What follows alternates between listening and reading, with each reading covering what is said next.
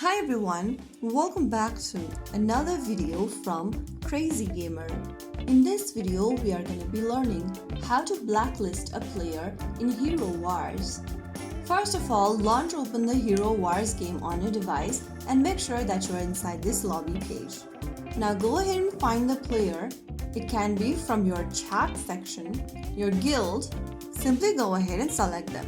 I'm just going to go to my chat section over here and open up one of the member over here. Once you click on one of the person's name, you'll see this pop-up box where you can tap on blacklist to add them to the blacklist. Now soon after you do that, the person will be added to the blacklist and you won't see messages from them and they can't interact with you in battles or in chats. And that's it. You're all set to enjoy Hero Wars without interruptions. Keep focusing on building your heroes, dominating battles, and having fun. If you found the video helpful, don't forget to like, share, and subscribe to our channel. I will see you again in the next video. Thank you for watching.